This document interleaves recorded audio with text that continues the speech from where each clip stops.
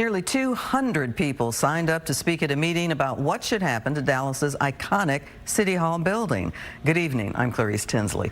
But before the public got a chance to voice concerns, Dallas City Council members spent hours in a closed session debate. Fox 4's Lori Brown live at Dallas City Hall. Lori, what can you tell us?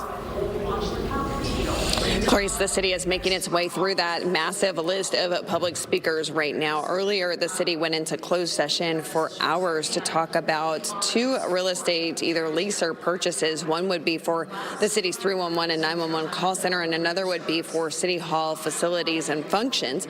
Earlier this week, a judge blocked the city for voting on relocating City Hall and pursuing redevelopment options for the City Hall property.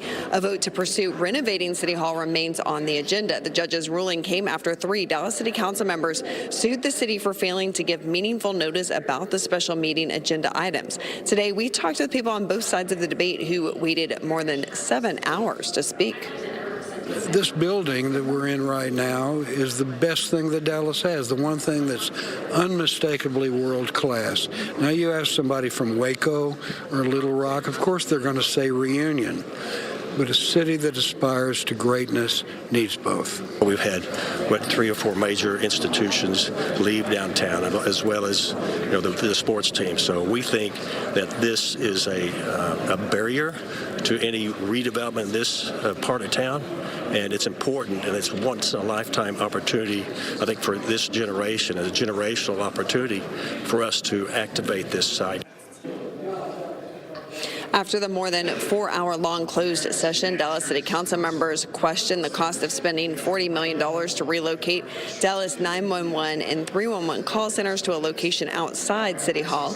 The city's director of Integrated Public Safety Solutions argued it's sometimes difficult to get call takers downtown during an emergency in the area. During the cheerleading incident last summer, we were not able to access City Hall in any reasonable amount of time. We had to actually relocate to do coordination of that event because of the traffic in and around downtown. And so we believe that moving these critical functions outside of where the center of government is, in addition to the traffic and potential risks that downtown faces, expedites our ability to provide emergency operations and emergency 911 call taking to our residents. So have there been any other instances of access interruption to the Emergency Operations Center in the last 10 years besides the cheerleader incident? Yes, I remember the July 7th ambush. Personally, getting into downtown was next to impossible. Anytime we've had issues accessing due to snow and ice, conditions here in the downtown area has created issue. Its potential with the everything going on around FIFA being concentrated in and around this building, that if there are any sort of lockdowns or other things that go on, we could have a difficult time getting to our site here.